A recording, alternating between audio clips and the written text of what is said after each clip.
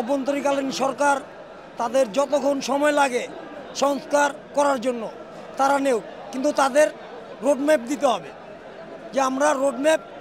তৈরি করছি, আপনারা নির্বাচনের প্রস্তুতি নেন।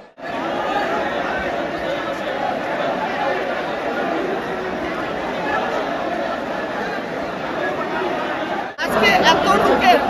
যে সমাগম আপনারা দেখছেন, এই ছেলেগুলা এই মেয়েগুলা অনেকেই জেলে ছিল, কেউ আয়না করেছিল, ওই শেখ হাসিনা সরকারের আয়না করেছিল, কেউ গুম ছিল, কেউ বন্দী ছিল, বিভিন্ন কারণে তারা তখন আপনি বুঝেনি যে মামলা হামলা দিয়ে তাদেরকে জর্জরিত করেছিল, কেউ মনে থাকতে পারে না।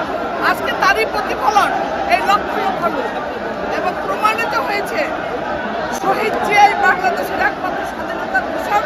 এবং বেগম খালেদা জিয়া তারেক রহমানের বাংলাদেশের একমাত্র যদি শাসন করতে হয়, দেশ সত্যিকারের গণতন্ত্র ফিরিয়ে আনতে হয়, তাদেরই প্রয়োজন। এটা দেশের মানুষদের আমরা জানি আগের রোডম্যাপ এখনো হয়নি, যখন হবে তখন আলোচনার মাধ্যমে আপনারা আমাদের লিডারদের কাছে, আমাদের যারা সিনিয়র লিডার তাদের কাছে নির্বাচনের প্রত্যাশা আমাদের এটুকুই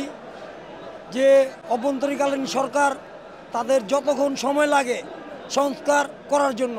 তারা নেও, কিন্তু তাদের রোডম্যাপ দিতে হবে যে আমরা রোডম্যাপ তৈরি করছি, আপনারা নির্বাচনের প্রস্তুতি নেন। এটা অভ্যন্তরীণ সরকারেরই পুরোপুরি দায়িত্ব, এটার ভিতরে আমাদের কোনো